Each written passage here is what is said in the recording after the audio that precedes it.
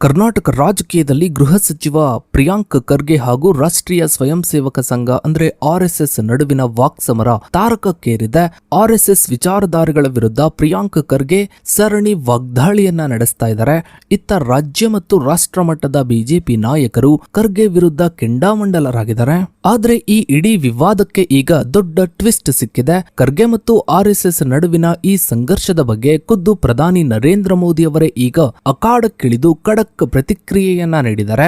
ಅಷ್ಟಕ್ಕೂ ಪ್ರಿಯಾಂಕ್ ಖರ್ಗೆ ಹೇಳಿಕೆಗೆ ಮೋದಿ ಕೊಟ್ಟ ತಿರುಗೇಟು ಏನು?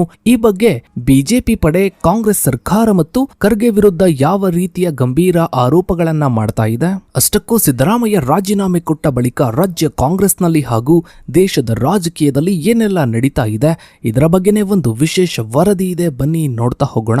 ಸ್ನೇಹಿತರೆ, ಕರ್ನಾಟಕದ ರಾಜಕೀಯ ಮತ್ತು ಸೈದ್ಧಾಂತಿಕ ವಲಯದಲ್ಲಿ ಇತ್ತೀಚಿನ ದಿನಗಳಲ್ಲಿ ಗೃಹ ಸಚಿವ ಪ್ರಿಯಾಂಕ್ ಖರ್ಗೆ ಮತ್ತು ರಾಷ್ಟ್ರೀಯ ಸ್ವಯಂ ಸೇವಕ ಸಂಘದ ಅಂದ್ರೆ ಆರ್ಎಸ್ಎಸ್ ನಡುವೆ ಏರ್ಪಟ್ಟಿರುವ ಸಂಘರ್ಷವು ಅತ್ಯಂತ ಪ್ರಮುಖ ರಾಜಕೀಯ ಚರ್ಚಾ ವಿಷಯವಾಗಿದೆ. ಸಂಘಟನೆಯು ತನ್ನ 100ನೇ ವರ್ಷದ ಅಸ್ತಿತ್ವವನ್ನ ಆಚರಿಸ್ತಾ ಇರುವ ಸಂದರ್ಭದಲ್ಲಿ ಈ ಸಂಘರ್ಷವು ತೀವ್ರಗೊಂಡಿದೆ. ಪ್ರಿಯಾಂಕ್ ಖರ್ಗೆ ಅವರು ಸಂಘದ ಸಂವಿಧಾನಿಕ ಮತ್ತು ಕಾನೂನಾತ್ಮಕ ಸ್ಥಾನಮಾನ, ಆರ್ಥಿಕ ಪಾರದರ್ಶಕತೆ, ತೆರಿಗೆ ಪಾವತಿ ಬದ್ಧತೆ ಮತ್ತು ಸಾರ್ವಜನಿಕ ಆಸ್ತಿಗಳ ಮೇಲಿನ ಅದರ ಚಟುವಟಿಕೆಗಳನ್ನ ಕಠಿಣವಾಗಿ ಪ್ರಶ್ನಿಸಿದ್ದಾರೆ. ಇದಕ್ಕೆ ಪ್ರತಿಯಾಗಿ ಪ್ರಧಾನಿ ನರೇಂದ್ರ ಮೋದಿ ಅವರ ನೇತೃತ್ವದ ಕೇಂದ್ರ ಸರ್ಕಾರ ಹಾಗೂ ರಾಜ್ಯ ಮತ್ತು ರಾಷ್ಟ್ರೀಯ ಮಟ್ಟದ ಬಿಜೆಪಿ ನಾಯಕರು ಸಂಘದ ಪರವಾಗಿ ಬಲವಾದ ಸೈದ್ಧಾಂತಿಕ, ಸಂವಿಧಾನಿಕ ಮತ್ತು ತಾರ್ಕಿಕ ಪ್ರತಿರೋಧವನ್ನ ಒಡ್ಡಿದ್ದಾರೆ. ಈ ಸೈದ್ಧಾಂತಿಕ ಸಂಘರ್ಷದ ಬೇರುಗಳು ಕೇವಲ ಇತ್ತೀಚಿನ ಪತ್ರ ವ್ಯವಹಾರಗಳಿಗೆ ಸೀಮಿತವಾಗಿಲ್ಲ. ಬದಲಿಗೆ ಇವು ಕಾಂಗ್ರೆಸ್ ಮತ್ತು ಸಂಘ ಪರಿವಾರದ ನಡುವಿನ ದಶಕಗಳ ಹಳೆಯ ಸೈದ್ಧಾಂತಿಕ ಭಿನ್ನಾಭಿಪ್ರಾಯಗಳಲ್ಲಿ ಅಡಗಿವೆ.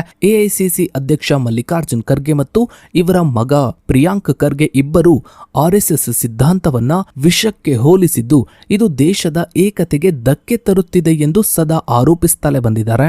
ಇತ್ತೀಚಿನ ಪುಸ್ತಕ ಬಿಡುಗಡೆ ಸಮಾರಂಭವೊಂದರಲ್ಲಿ ಪ್ರಿಯಾಂಕ್ ಖರ್ಗೆ ಅವರು ಆರ್ಎಸ್ಎಸ್ ಅನ್ನ ಸೈತಾನ ಎಂದು ಕರೆದರೆ ಬಿಜೆಪಿಯನ್ನ ಆ ಸೈತಾನನ ನೆರಳು ಎಂದು ಕರೆದರು. ಈ ಹಿನ್ನೆಲೆಯಲ್ಲಿ ಇಡೀ ವಿವಾದವನ್ನ ಸಮಗ್ರವಾಗಿ ಅರ್ಥ ಮಾಡಿಕೊಳ್ಳಲು ಪ್ರಧಾನಿ ನರೇಂದ್ರ ಮೋದಿ ಅವರ ಅಧಿಕೃತ ನಿಲುವು ಮತ್ತು ಬಿಜೆಪಿಯ ಸವಿಸ್ತಾರ ಪ್ರತಿರೋಧಗಳನ್ನು ವಿಶ್ಲೇಷಿಸುವುದು ಅತ್ಯಂತ ಅಗತ್ಯವಾಗಿದೆ.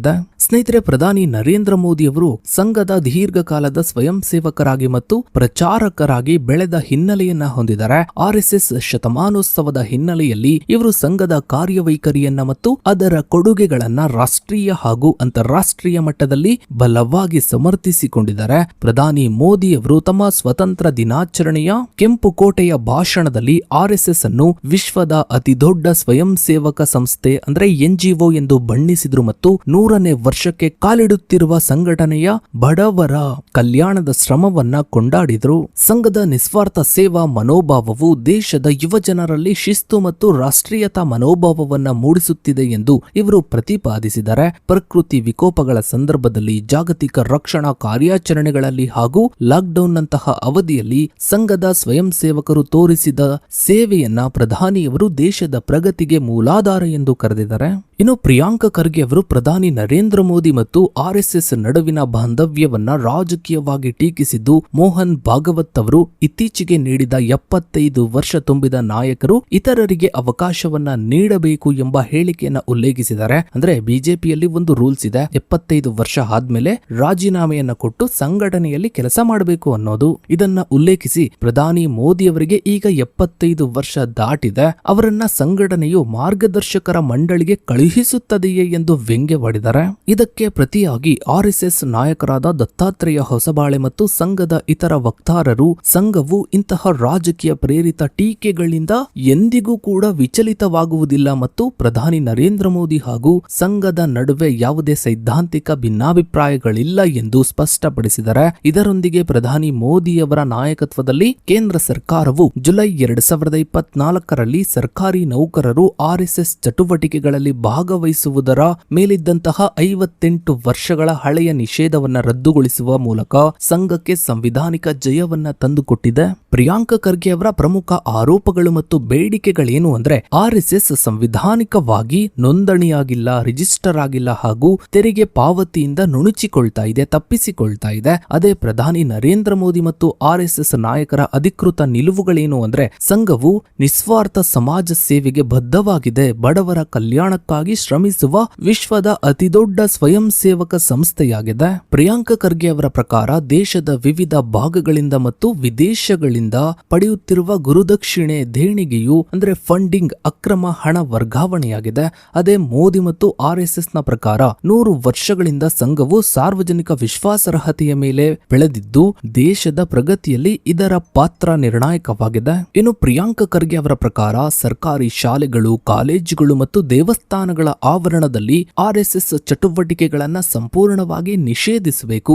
ಜೊತೆಗೆ RSS ಸಿದ್ಧಾಂತವು ಯುವ ಮನಸ್ಸುಗಳನ್ನು ಹಾಳು ಮಾಡುವ ವಿಷ ಮತ್ತು ಸೈತಾನನ ಪ್ರವೃತ್ತಿಯಾಗಿದೆ ಅಂತ ಹೇಳ್ತಾರೆ. ಅದೇ ಮತ್ತೊಂದು ಕಡೆ ಪ್ರಧಾನಿ ಮೋದಿ ಮತ್ತು RSS ನಾಯಕರು ಜುಲೈ 2024ರಲ್ಲಿ ಸರ್ಕಾರಿ ನೌಕರರು ಸಂಘದ ಚಟುವಟಿಕೆಗಳಲ್ಲಿ ಭಾಗವಹಿಸುವುದರ ಮೇಲಿದ್ದ ದಶಕಗಳ ಹಳೆಯ ನಿಷೇಧವನ್ನ ಕೇಂದ್ರ ಸರ್ಕಾರ ಯಶಸ್ವಿಯಾಗಿ ರದ್ದುಗೊಳಿಸಿದೆ. ಜೊತೆಗೆ ರಾಷ್ಟ್ರೀಯ ಭದ್ರತೆ, ಸಾಮಾಜಿಕ ಸಾಮರಸ್ಯ ಮತ್ತು ವಿಪತ್ತು ನಿರ್ವಹಣೆಯಲ್ಲಿ ಸಂಘದ ಸ್ವಯಂ ಸೇವಕರು ಅತ್ಯುನ್ನತ ಕೊಡುಗೆಯನ್ನ ನೀಡಿದ್ದಾರೆ ಅಂತ ಇವರು ಹೇಳ್ತಾರೆ. ಇನ್ನು ಸ್ನೇಹಿತರೆ, ಪ್ರಿಯಾಂಕ ಖರ್ಗೆ ಅವರು RSS ವಿರುದ್ಧ ನಡೆಸ್ತಾ ಇರುವ ನಿರಂತರ ಅಭಿಯಾನಕ್ಕೆ ಬಿಜೆಪಿ ರಾಷ್ಟ್ರೀಯ ಹಾಗೂ ರಾಜ್ಯ ನಾಯಕರು ಅತ್ಯಂತ ತೀಕ್ಷ್ಣವಾದ ಮತ್ತು ವ್ಯವಸ್ಥಿತವಾದ ತಿರುಗೇಟನ್ನ ನೀಡಿದ್ದಾರೆ. ರಾಜ್ಯ ಬಿಜೆಪಿಯ ಅಧ್ಯಕ್ಷ BY ವಿಜಯೇಂದ್ರ ಅವರು ಮಾತನಾಡಿ RSS ಅನ್ನ ನಿಷೇಧಿಸುವ ಅಥವಾ ನಿಯಂತ್ರಿಸುವ ಮಾತುಗಳು ಹಾಸ್ಯಾಸ್ಪದ ಮತ್ತು ಕಾಂಗ್ರೆಸ್ ನಾಯಕರ ಅತಿರೇಕದ ವರ್ತನೆಗೆ ಸಾಕ್ಷಿಯಾಗಿದೆ ಎಂದು ಟೀಕಿಸಿದ್ದಾರೆ. ಹಿಂದೆ ಕೇಂದ್ರದಲ್ಲಿ ಪ್ರಬಲವಾಗಿದ್ದ ಕಾಂಗ್ರೆಸ್ ಸರ್ಕಾರವೇ ಸಂಘದ ಮೇಲಿನ ನಿಷೇಧವನ್ನ ತೆರವುಗೊಳಿಸಬೇಕಾಯಿತು. ಈಗ ದೇಶದಾದ್ಯಂತ ಬಿಜೆಪಿ ಬಲವಾದ ಅಸ್ತಿತ್ವವನ್ನ ಹೊಂದಿದ್ದು ಪ್ರಧಾನಿ ನರೇಂದ್ರ ಮೋದಿ ಅವರ ಬಲಿಷ್ಠ ನಾಯಕತ್ವದ ಅವಧಿಯಲ್ಲಿ RSS ನಿಷೇಧಿಸುವ ಹಗಲುಗನಸನ್ನ ಕಾಣುವುದು ಮೂರ್ಖತನ ಎಂದಿದ್ದಾರೆ.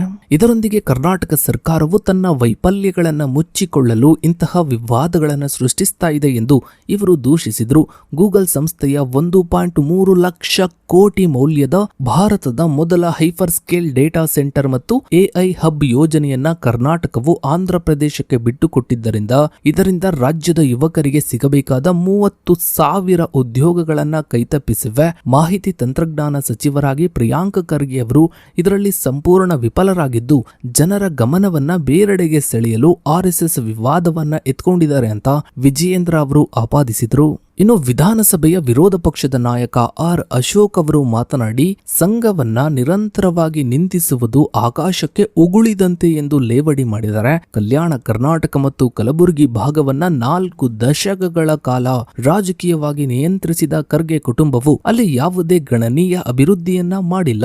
ಅಲ್ಲಿನ ಜನರು ಮೂಲ ಸೌಕರ್ಯವನ್ನ ಕೇಳಲು ಹೋದ್ರೆ ನಾಳೆ ಬನ್ನಿ ಎಂದು ನಿರ್ಲಕ್ಷಿಸುವ ಸಚಿವರು ಕೇವಲ ದೆಹಲಿಯ ಹೈಕಮಾಂಡ್ ನಾಯಕರಾದ ರಾಹುಲ್ ಗಾಂಧಿ, ಪ್ರಿಯಾಂಕಾ ಗಾಂಧಿ, ಸೋನಿಯಾ ಗಾಂಧಿ ಅವರನ್ನ ಪ್ರಸನ್ನಗೊಳಿಸಲು, ಅವರನ್ನ ಮೆಚ್ಚಿಸಲು ಮತ್ತು ಪಕ್ಷದಲ್ಲಿ ಉನ್ನತ ಸ್ಥಾನವನ್ನ ಪಡೆಯಲು ದಿನವಿಡೀ RSS ಅನ್ನ ನಿಂದಿಸುವುದೇ, ಹಿಂದೂಗಳನ್ನ ನಿಂದಿಸುವುದೇ ಕಾಯಕ ಮಾಡಿಕೊಂಡಿದ್ದಾರೆ ಎಂದು ವಾಗ್ದಾಳಿಯನ್ನ ನಡೆಸಿದ್ದಾರೆ.